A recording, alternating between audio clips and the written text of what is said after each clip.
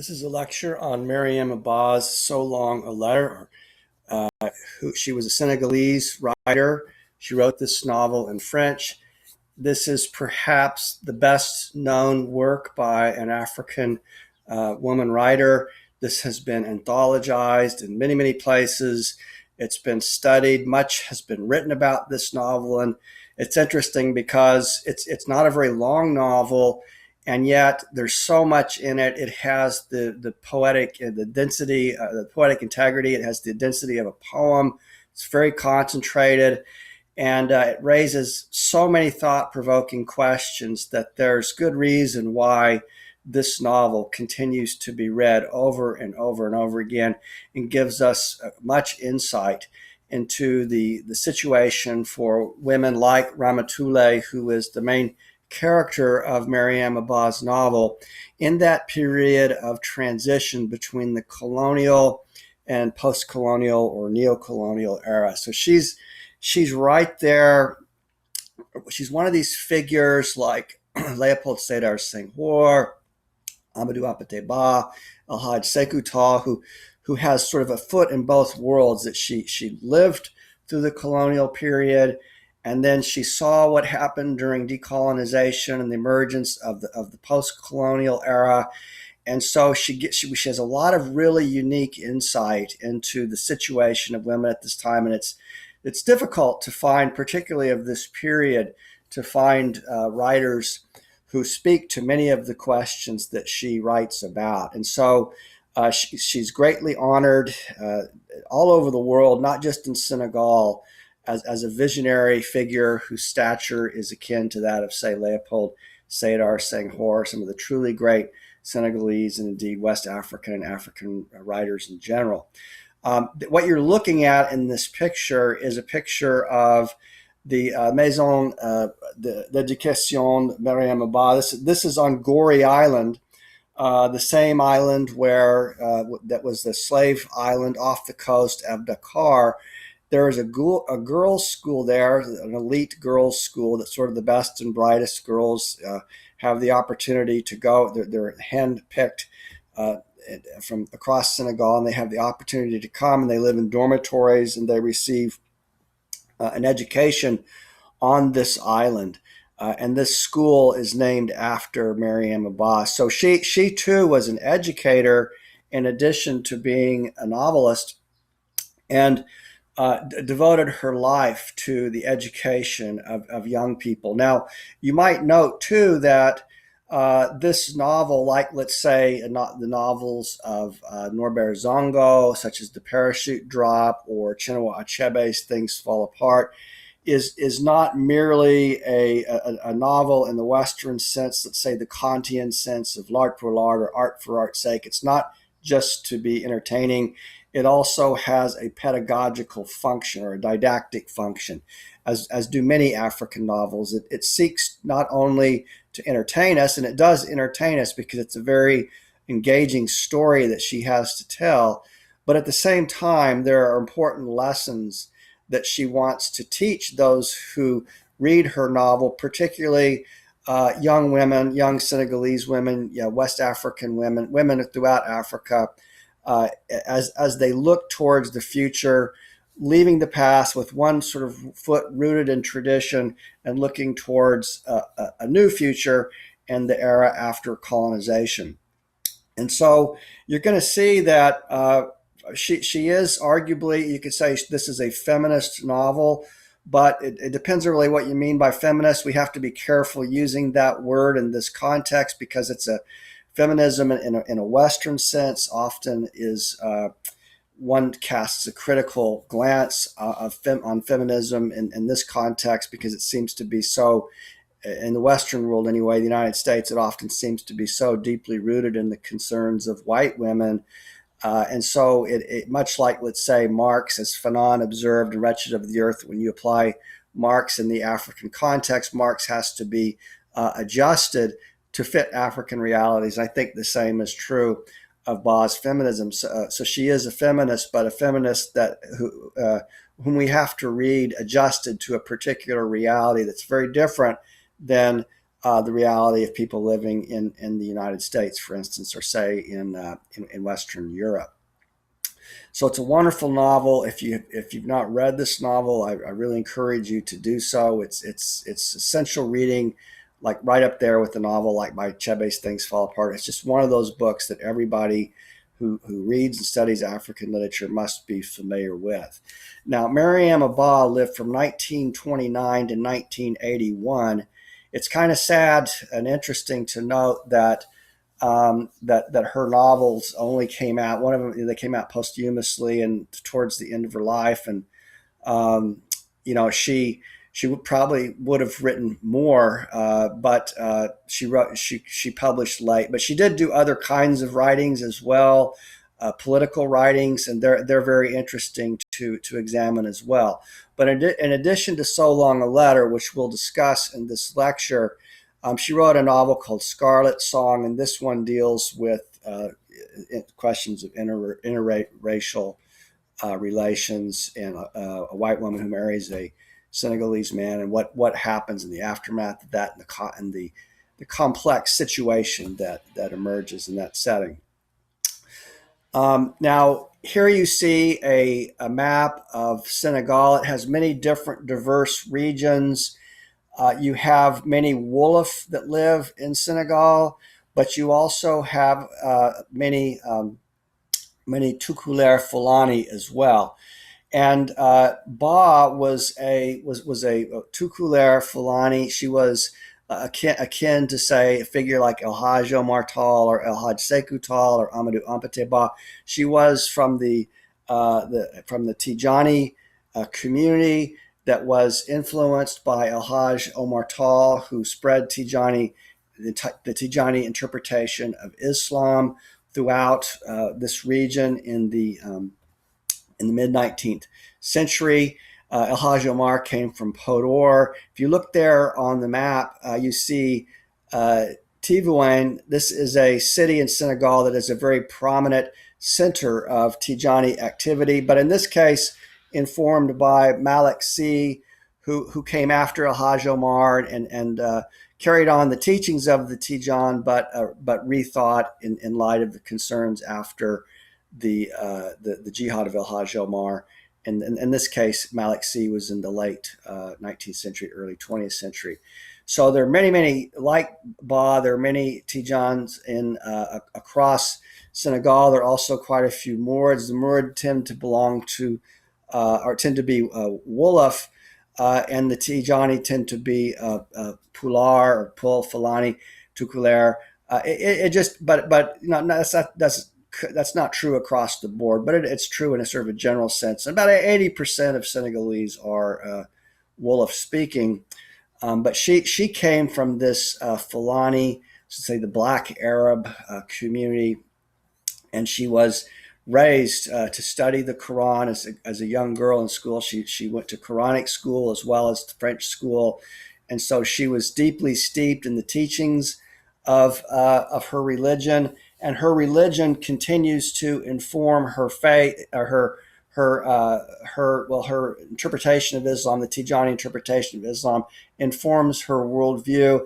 And I think one of the things that's kind of interesting to consider is that this is part of her struggle, is that she's going to want to articulate a more egalitarian way of thinking about intergender relations, but at the same time without departing the precepts of her religion, to which she remains faithful.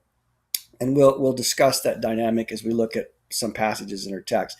Now, she lived most of her life in Dakar. You can see that's the capital, and where she was, as I said, an educator. That's a picture. That's Obey Diop was her husband. He was in Parliament in Senegal, and this is a picture of them in 1958. You can see she was a very attractive woman. She had 9 children, and I can't speak to the extent to which So Long a Letter is reflective of her actual situation, but she did divorce her husband. And I think in the novel, Raymatoulaye has something like 12 children. Mariama Ba had 9. So she was, in addition to being an educator, she was a devoted mother. This is, I would classify this genre as a post-colonial epistle.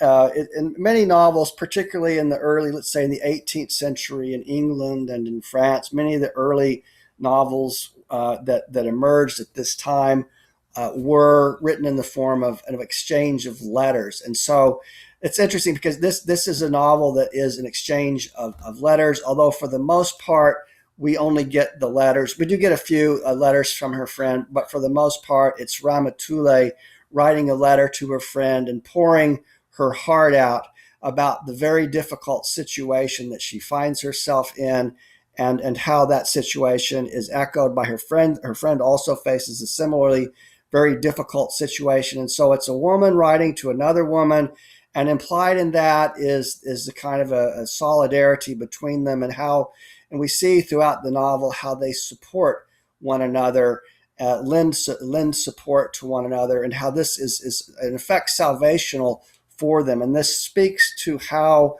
women can help other women and support other women in their common struggles. And so this is an important theme of the novel as well. And this theme is not only, it's actually encoded in the very generic form itself, in the sense that we have this exchange between these two women who are writing letters to one another, discussing their very difficult situations.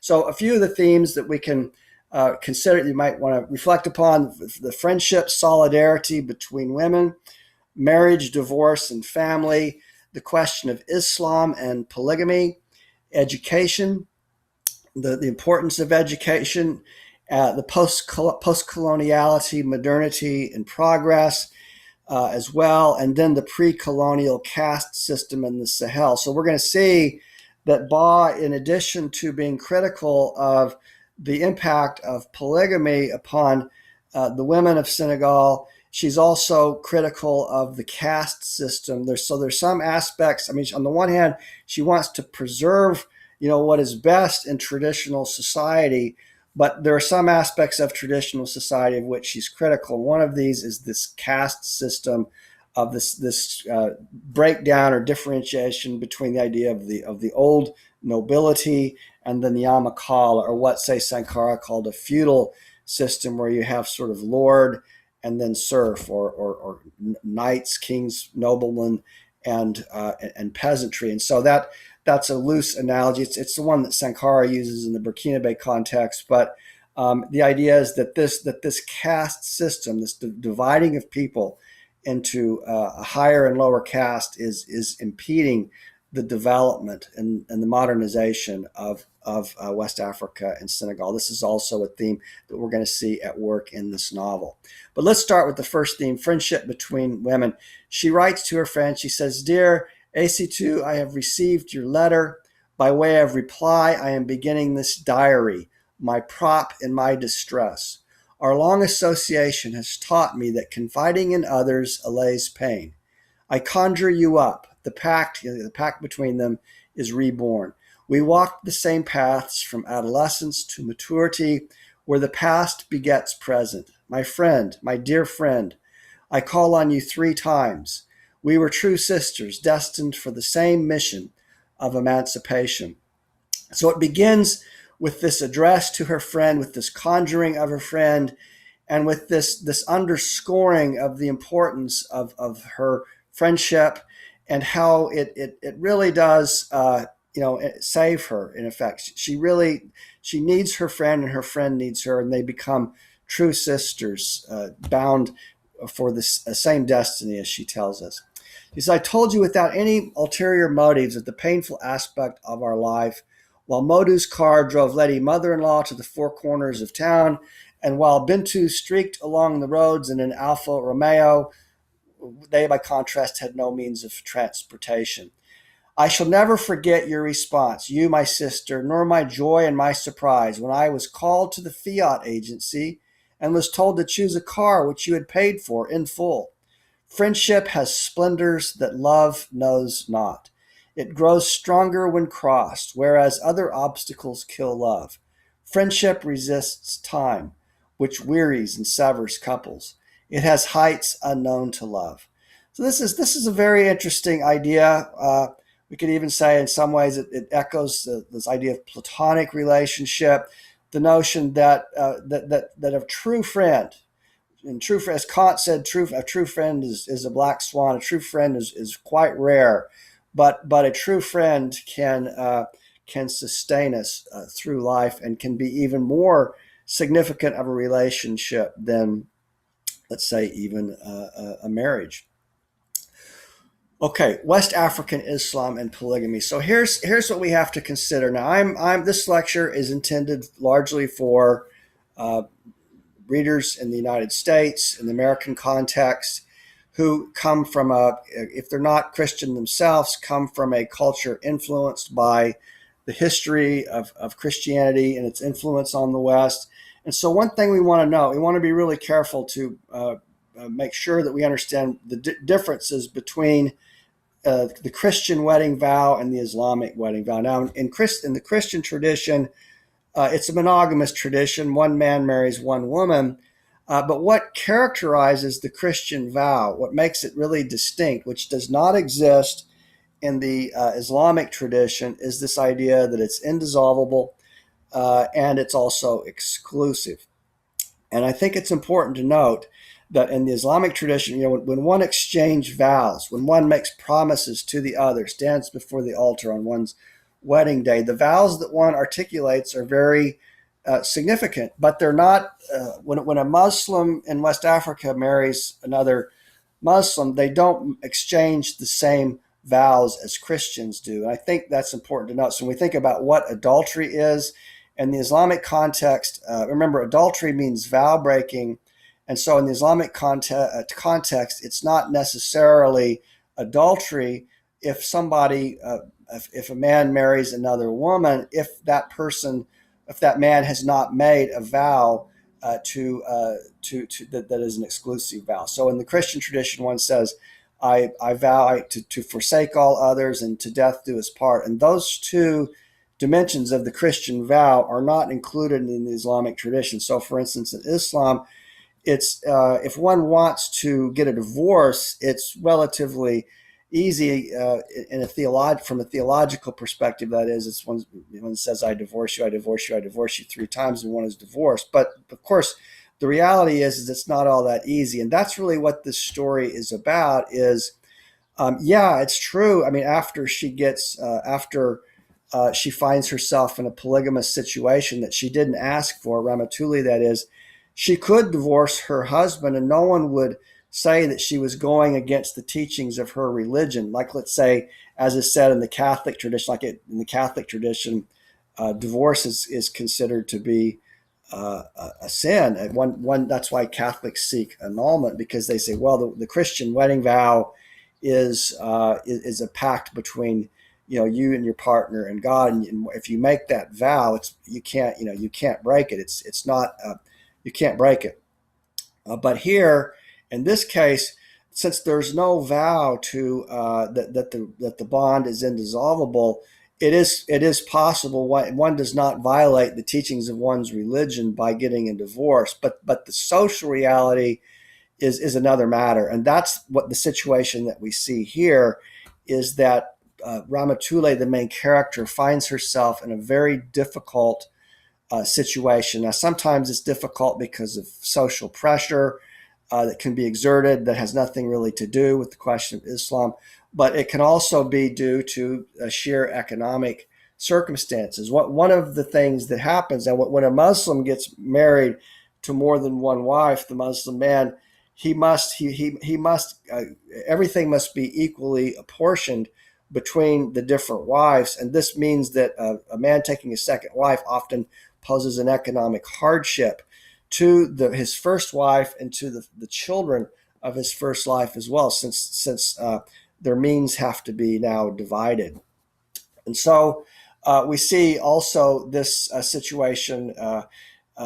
This is, well, it's not exactly what Ba is describing, because in effect what we're going to see is that her husband, in the case of Ramatulaye, when her husband deserts her, he is also going against the teachings of his own religion by leaving them in a state of abandonment? And this is a question we need to think a little bit about. And we'll look at a couple of passages with respect to this. But finally, I would note that in Islam, a man can marry a woman who is Jewish or Christian, but a man does not marry a woman. A woman does not marry. If a woman is Muslim, she's not supposed to marry a man who is Jewish or Christian. The idea being that the children must be raised Muslim. But Muhammad himself had a wife who was Jewish and a wife who was Christian, and so it is permitted for a man to marry a Jewish or Christian woman. I just note that in passing. Here's what Raymatoulaye says. She says, "I hope to carry out my duties fully. My heart concurs with the demands of religion. Reared since childhood on their strict precepts, I do not expect to fail." And so Raymatoulaye, this is what we have to bear in mind, is that she's a feminist. She's Ba's a feminist, that is, and her main character Raymatoulaye is wrestling with these questions, but she wants to remain within the framework of an Islamic theology, and this is important to note. We don't want to just rush over these passages because she makes this point very clearly. And here's what Raymatoulaye says: "I had prepared myself for equal sharing according to the precepts of Islam concerning polygamic life. I was left with empty hands. I lived in a vacuum, and Modu avoided me. Attempts by friends and family to bring him back to the fold proved futile. He never came again. His newfound happiness gradually swallowed up his memory of us. He forgot about us." So when Ramatoulaye's husband takes a second wife, essentially the situation is Raymatoulaye is not happy about this, but she does not abandon her religion, and she's willing to go along with it despite her unhappiness with the situation. However, her husband, as she says, avoids her, and so we really have a situation in which Modu, her husband, is not really following the teachings of Islam. And I think that's important to note, is that I would encourage you, as you read the novel, to look for those moments in the novel where you have to ask yourself, is she pushing past? Is there a place at which she actually criticizes Islam itself? And I think you'll find that there are some passages in the text that might lead one to wonder, but in general, she does really remain within a fairly traditional Islamic way of thinking about marriage and about gender relations, although she criticizes them coming from within that tradition. Now, the tradition in particular, again, was influenced by Hajj Omar Tall, who brought Tijani Islam to the region. He lived between 1794 and 1864. And then Malik C., who lived from 1855 to 1922, he learned the teachings of El-Hajj Omar, but he reformed many aspects of the tradition, and particularly with respect to the question of violent jihad. The articulation of the Tijani tradition of Malik C. is not a militant one, as in the case of El-Hajj Omar Tall, not an overtly militant one. Now, Tivaouane is in Senegal. You can see there a Tijani mosque. This is a prominent center of the Tijani in Senegal, and this city is mentioned on a number of occasions in Ba's novel. Here's El-Hajj Sekou Tall. I have a lecture on him in the same series. He was the grandson of El-Hajj Omar Tall. He would have been of the same generation of Mariama Ba, again, with one foot in the colonial era, one foot in the post-colonial era. The lecture that I have in this series is on the origins of the Fulani, but I wanted to bring in a quote here from his key concepts in traditional African society, because here you're going to get the male perspective on polygamy coming from within the very same community. And again, you're going to see the question of this rift that develops between, or sort of a gender rift within the Umarian Tukulare Fulani community over this question of polygamy, because Tall is going to articulate a more, let's say, male-centered traditional view, whereas whereas Mariama Ba articulates a woman-centered view, female-centered view that is critical, but still within the parameters of the same tradition. Here's what El Haj Sekou Tall says on polygamy. He says, equality, according to tradition, is and will always remain an ideal. Equality and liberty, tradition teaches us, are finally inhuman because nature abhors uniformity. It is better to seek justice than equality. The old Fulani, defender of monogamy, says, the lion, although king of the bush, must work for his food. The reason he has only one wife is simple. It's hard enough to keep even one wife fed. One must be fair. On the other hand, according to the Islamicized and the defenders of polygamy, the Quran says, take 1, 2, 3, or 4 wives, but if you fear that you can't treat them equally, take only one. Here is yet another guarantee of justice and liberty.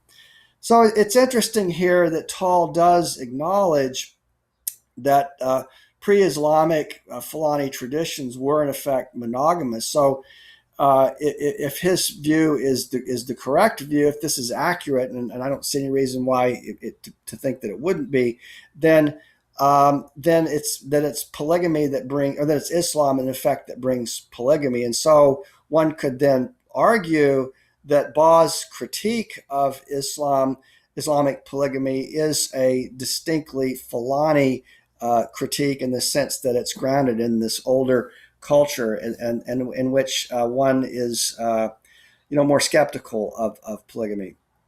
Now, what Muhammad does say is, if you have to treat all of your wives equally in Islam, but there's also a hadith or a saying of the Prophet Muhammad where he says it's not going to be possible to do that. It's just simply not possible to treat all wives equally.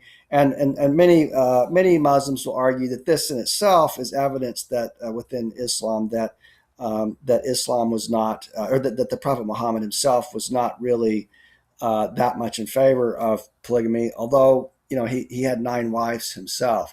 I think one way to think of this is that in the Christian tradition, chastity is the ideal, and monogamy is the concession to human nature. In the Islamic tradition, monogamy is the ideal, and polygamy is the concession to human nature. But remember, Jesus didn't have a wife, and priests don't get married.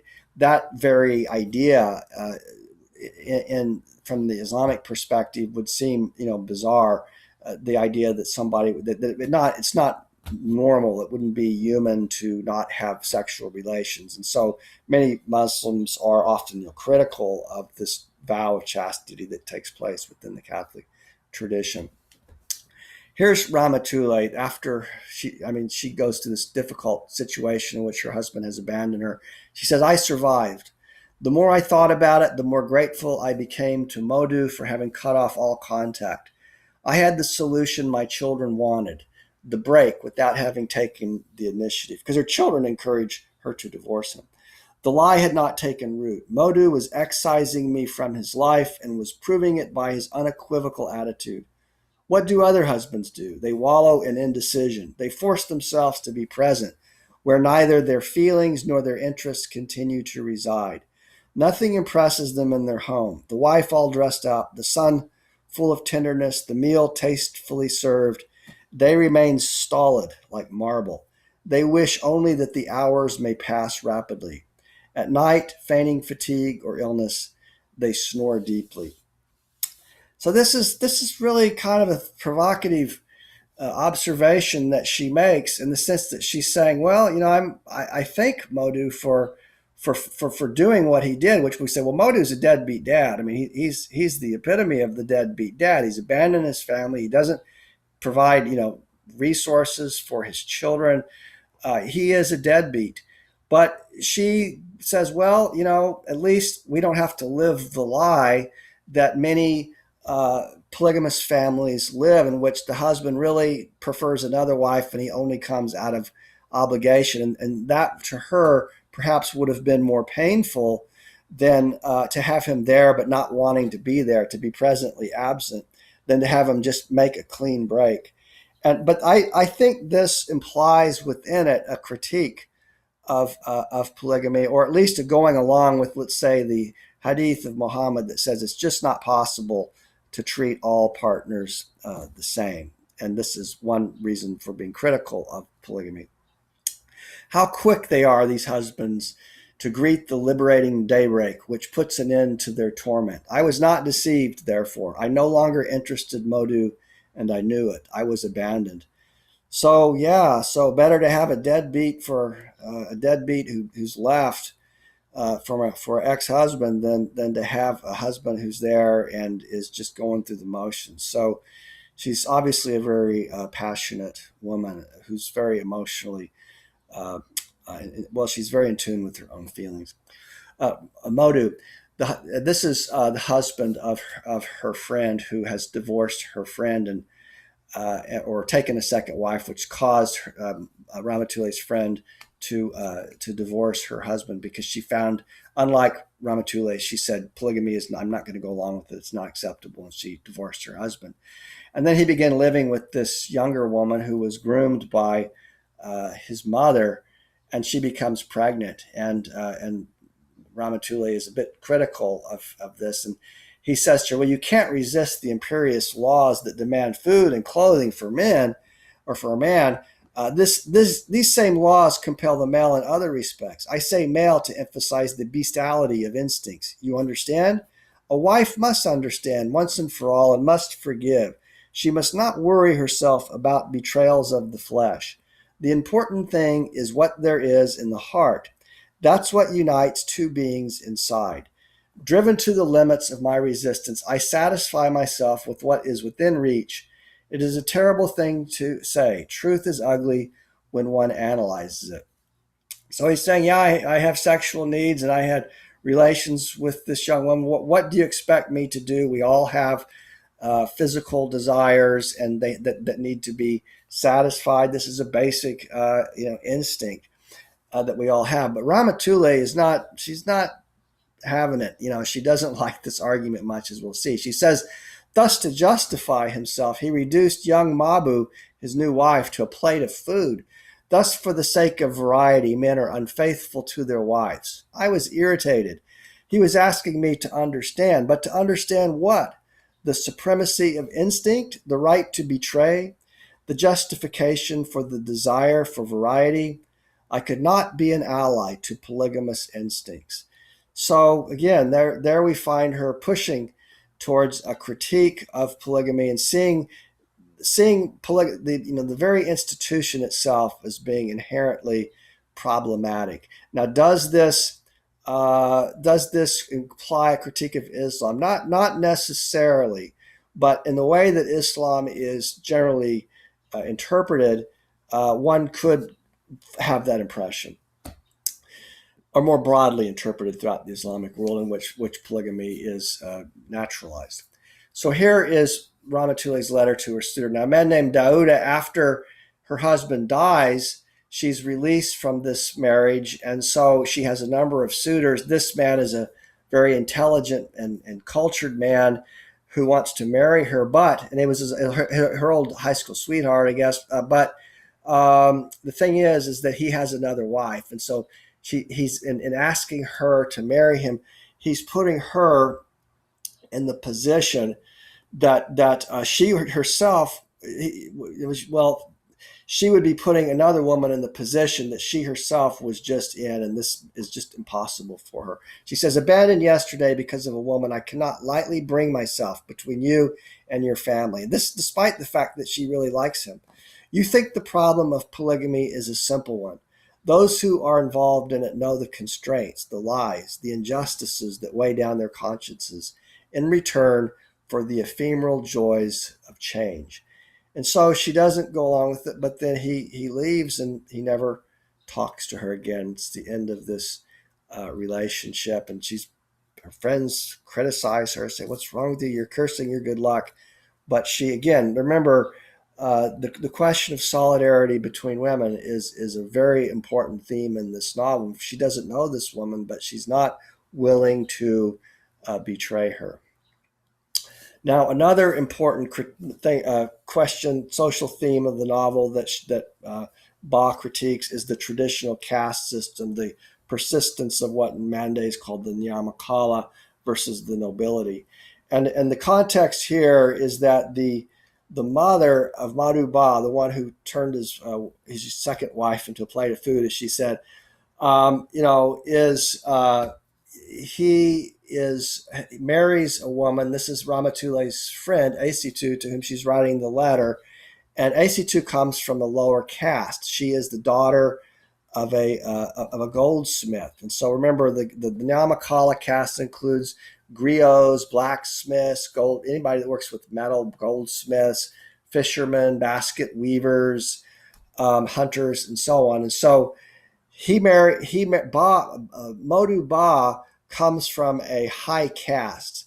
He is from his family. No, he's a nobleman from the Serere tradition, but he's chosen a wife because she's very intelligent, and he's chosen her. He's a doctor. He's an intelligent man as well, but she's very intelligent, but she happens to be from this lower caste. Now, this is totally unacceptable in the eyes of his mother, who feels herself slighted because of their noble heritage is just tossed out the window, and she can't go along with it. And so she grooms this young woman who is from this noble caste, all with this sort of secret plan of foisting her upon her son, who's in her view shamefully married this woman of this lower caste.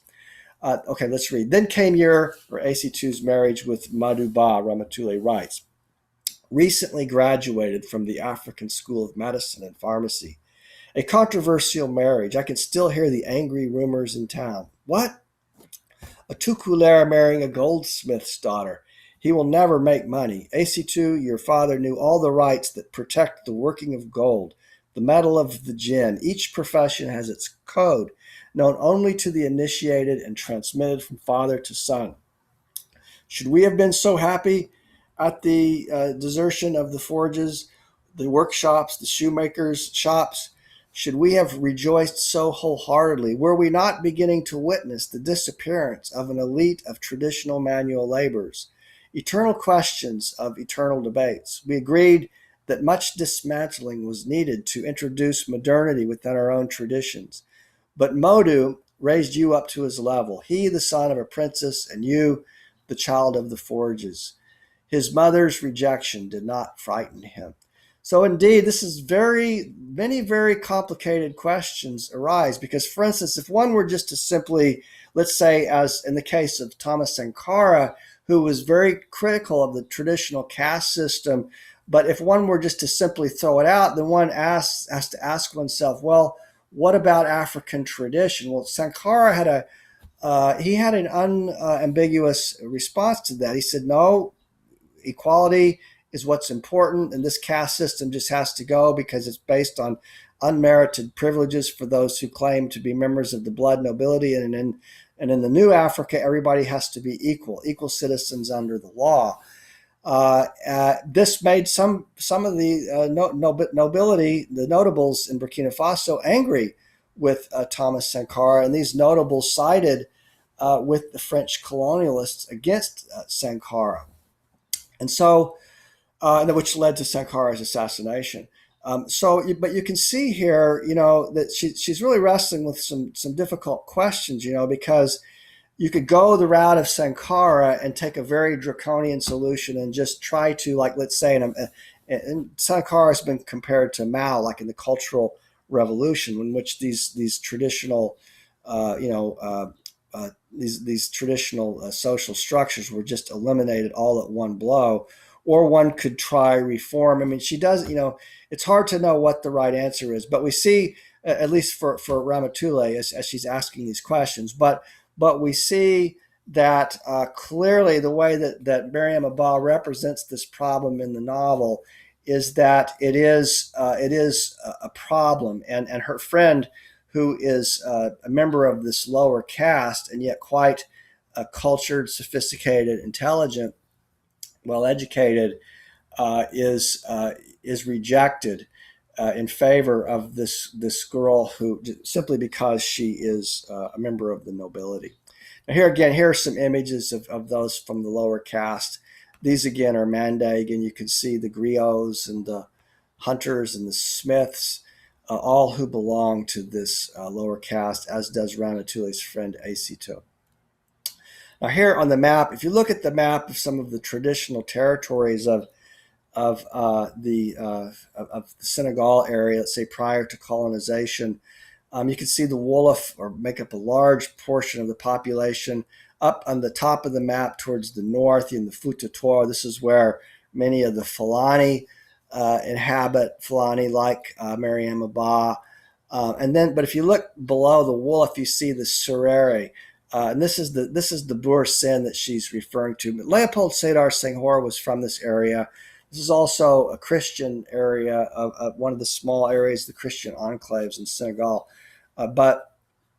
So this is the area from which this woman comes from, who is the mother of Madu, her friend's husband, and she is a member of this older nobility and feels slighted at the disrespect to her noble blood.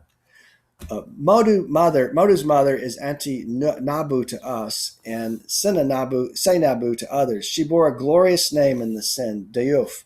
She is a descendant of Bur Sin. She lived in the past, unaware of the changing world. She clung to old beliefs, being strongly attached to her privileged origins. She believed firmly that blood carried with it virtues, and nodding her head, she would repeat that humble birth always shows in a person's bearing. Now her only man, her son, her one and only son, was moving away from her, though through the fault of this cursed daughter of a goldsmith, worse than a griot's daughter. The griot brings happiness, but a goldsmith's daughter, she burns everything in her path, like the fire in a forge. She swore that your existence, AC2, would never tarnish her noble descent.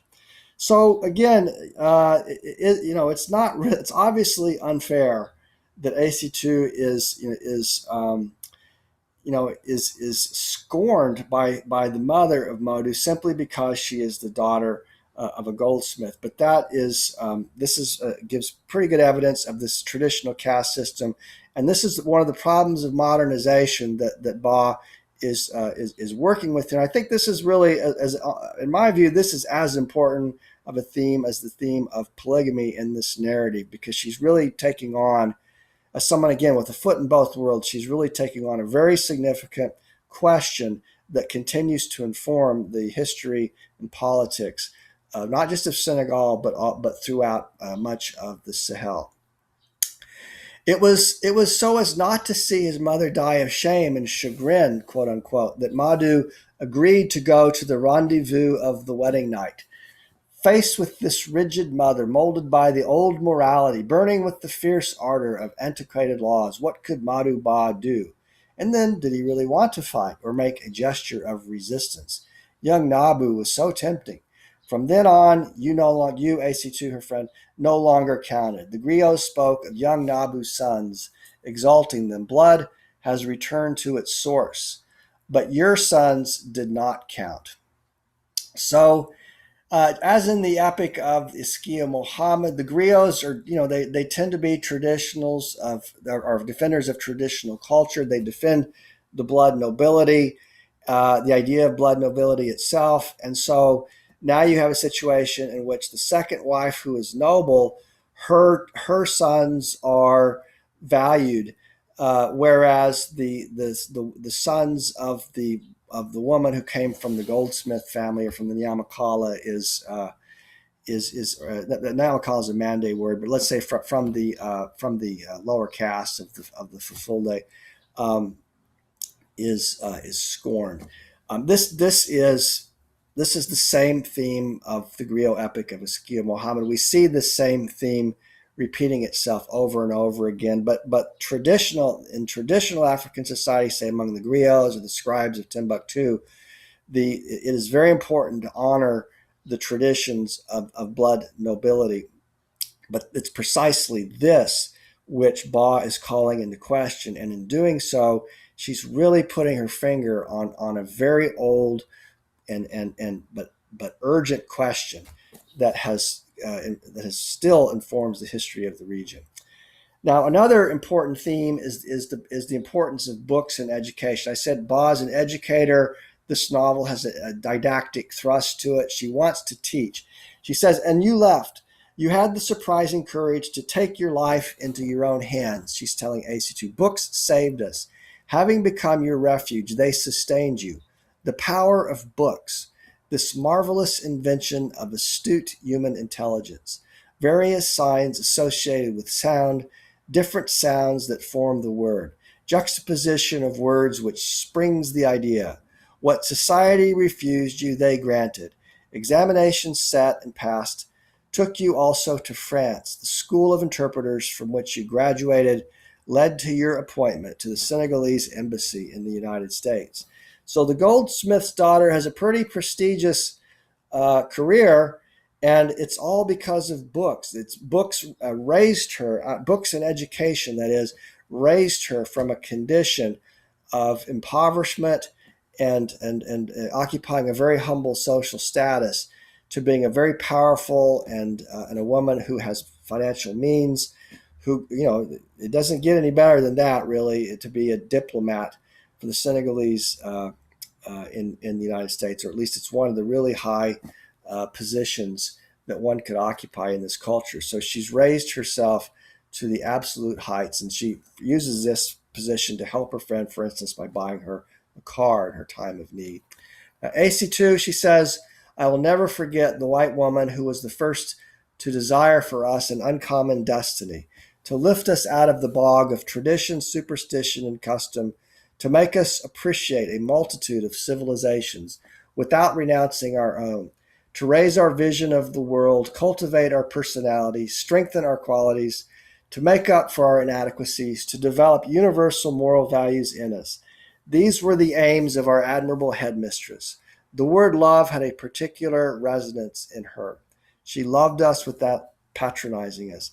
So it sounds like at least the character Raymatoulaye, hopefully Ba as well, and AC2 had at least one true teacher, and this teacher. One of the passages from this text that I like the most is when she says, "To make us appreciate a multitude of civilizations without renouncing our own." Now you find that in the work of the Franco-Algerian theorist, philosopher Jacques Derrida, you found the same kind of idea, this idea that Derrida is going to say the task for us today is to learn to speak the language of the other without renouncing our own. Now that's a very different kind of education than the education that would be, let's say, of the chauvinistic, racist colonizer who teaches people that their traditions have no value whatsoever. So whoever this woman was, she taught them to value their own civilization, to value their own culture, to not renounce it, but to also reach out to other civilizations and to learn from the world. And I think this is a lesson for us here in the United States, that we can, as we look to cultures like West Africa, Senegal, the literature of a figure like Ba, is that we learn to speak the language of the other without renouncing our own. It's an important principle. History marched on inexorably, Raymatoulaye says. The debate over the right path to take shook West Africa. She lived through that time, as did El Hadj Sekou Tall, Leopold Sédar Senghor. Brave men went to prison. It was the privilege of our generation to be the link between two periods of history, one of colonial domination, the other of independence. We remained young and efficient, for we were the messengers of a new design. With independence achieved, we witnessed the birth of a new republic, the birth of an anthem, and the implantation of a flag. So that she really did live through a very singular moment in the history of Senegal, the birth of the new nation. Here you see, these are images. That's Cheikh Anta Diop University on the left, and then there's a woman prof there in the middle, Cheikh Anta Diop, and then on the right you see Gaston Berger University in Saint Louis. These are the biggest educational institutions in Senegal. Many students. Currently, Senegal has. I just toured both of these universities in the winter, and I'm sad to say that there's problems of overcrowding, and so there needs to be more money invested in education. I saw students were having to stand outside in the hallway. So there's a great thirst for knowledge and for education in Senegal. But as many places in the world, even the United States included, there lack the resources. But the people of Senegal are very vibrant, and they're passionate learners, and they're eager to learn. Modernity and progress. When will education be decided for children on the basis not of sex, but education? Ramatuli asked. So the right of women to be educated. That the children that get to go to school, it shouldn't be because they're male or female. That it's the quality of their character, to quote King, for instance, should determine it. Daouda, her suitor, responds, women are the nation's primary fundamental root from which all else grows and blossoms. Women must be encouraged to take a keener interest in the destiny of the country. Even you who are protesting, you preferred your husband, your class, your children to public life. If men alone are active in the parties, why should they think of women? So don't be self-centered in your reaction. Consider the situation of every one of the country's citizens. No one is well off, not even those of us who are considered to be secure and financially sound. Developing a country is not easy. The more responsibility one has, the more one feels it. Poverty breaks your heart, but you have no control over it. I'm speaking of the whole range of material and moral poverty. Better living requires roads, decent houses, wells, clinics, medicines, seeds. We need money, a mountain of money, which we must get from others by winning their confidence. So this is also one of the reasons why, again, just like Fanon says about Marxism in the African context, feminism in the West African context has to be adjusted because of the overwhelming fact of the need of poverty and the need for development. So it's true that women are oppressed. It's also true that men are oppressed, and so one must support one another. And I think this is a fair point that he makes, and she doesn't contradict him as well. In fact, let me underscore her saying women must be encouraged to take a keener interest in the destiny of the country. This urging of women get involved in politics, not just in education, but in politics itself. If you want to advocate for women's rights, you're going to have to be in the centers of power where these discussions take place. You need to get involved. This is what he's telling her. And she doesn't, as I said, doesn't contradict him. I always tell my children, this is what Ramatulaye says, you are students maintained by your parents. Work hard to merit their sacrifices. Cultivate yourselves instead of protesting. When you are adults, if your opinions are to carry weight, they must be based on knowledge, backed up by diplomas. A diploma is not a myth. It is not everything true, but it crowns knowledge, work.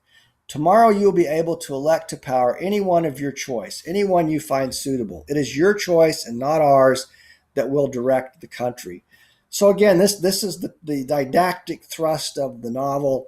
Get an education, go to school, get your diploma, she's saying, because you're the ones that are going to elect our leaders in the future. Now, I would note, if we look here at this next image, now Senegal has had has escaped, for the most part, some of the problems of, say, what Norbert Zongo calls Mobutuization, and has had, every transfer of power has been peaceful, and it's compared to many other countries, like, say, what's happening in Mali today or in Burkina Faso, it has enjoyed a certain amount of political stability. But even within that, there's always the possibility, like as we've seen here in the United States, with the rise of Trump, that democracy has to be protected, and it's not a one-time fix. It's an ongoing situation. Now, I mentioned, for instance, here you see Leopold Sédar Senghor, the famous poet of negritude,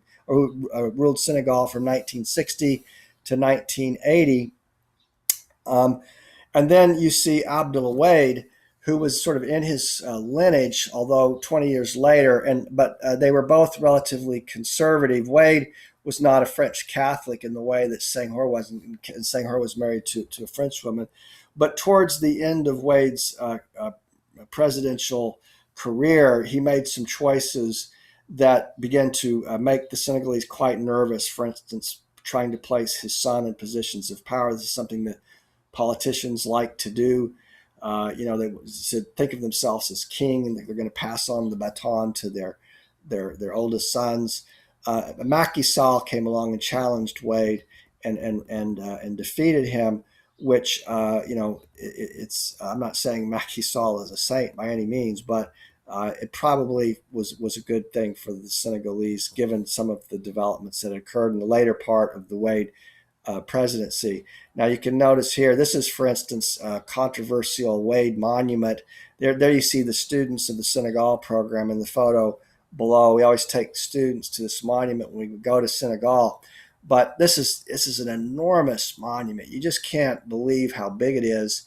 And this was built by Abdullah Wade, and many people were very critical of it because of how much it cost. It was interesting that it was the North Koreans that built it, but it's quite impressive, just the scale of it. It's hard to get a sense of how huge this is until you're looking at it. You can see it from miles away. It overlooks the ocean. But it remains today quite controversial, that Wade wanted to build some kind of monument rather than, as I said earlier, the Senegalese need money invested in education, but instead he's pouring money into massive monuments. And this is one of the reasons why people weren't particularly happy about it. On the other hand, some are proud of it, but it's a question worth thinking about. Now here you can see Félix Houphouët-Boigny, who was president of Côte d'Ivoire from 1960 to 1993. This again is his famous basilica, Yamoussoukro, built in the exact same representation of St. Peter's in Rome, although even a little bigger. And he, bankrupted the country to build this Catholic monument in a country where not everybody's even Muslim. And Yamoussoukro is predominantly, not everybody's Catholic. Yamoussoukro is predominantly Muslim. So some people see it as a big white elephant, because it's on Sunday mornings, it sits empty. And so this gesture of Wade building this monument seemed to be similar in the vein of a kind of a Houphouët-Boigny gesture, akin to what, again, Zongo calls Mobutuization. But Wade was defeated in an election, and the power passed peacefully into the hands of Macky Sall. The trio, this is Ramatoulay's children, she tells us, has a reputation for hard work at school, but to grant themselves the right to smoke, they were dumbfounded before my anger. The unexpectedness of it gave me a shock. A woman's mouth exhaling the acrid smell of tobacco instead of being fragrant. So Ramatoullaye is very upset. She educates her children, she pushes them in the right direction, and then lo and behold, they start to smoke, and she gets furious. And then, so she starts wondering about, well, how far should we go with modernization? And consider what she says here. She goes, I considered the wearing of trousers dreadful in view of our build, the view of Senegalese women, which is not that of slim Western women. Suddenly, I became afraid of the flow of progress. Did they, my children, also drink? Who knows? One vice leads to another. Does it mean that one can't have modernism without a lowering of moral standards? Was I to blame for having given my daughters liberty? So this is so she's a champion for modernity, but it makes her nervous when one thinks of what goes with that. And so this is part of the give and take, the struggle that takes place at this moment of transition. And it really comes to a head when one of her daughters ends up pregnant, and she is heartbroken when this happens. He says, I am not indifferent to the irreversible currents of women's liberation that are lashing the world, Ramatoullaye says. And I think we can't doubt here that this is also Ba speaking through Ramatoullaye. This commotion that is shaking up every aspect of our lives reveals and illustrates our abilities. My heart rejoices each time a woman emerges from the shadows, but I remain persuaded of the inevitable and necessary complementarity of man and woman. Love, imperfect as it may be in its contents and expression, remains the natural link between these two beings. To love one another, if only each partner could move sincerely towards the other, if each could melt into the other. The nation is made up of all the families, rich or poor, united or separated, aware or unaware, the success of a nation therefore depends inevitably on the family. And so if this is a feminist novel, it is a feminist novel that asserts the priority, the centrality of the family.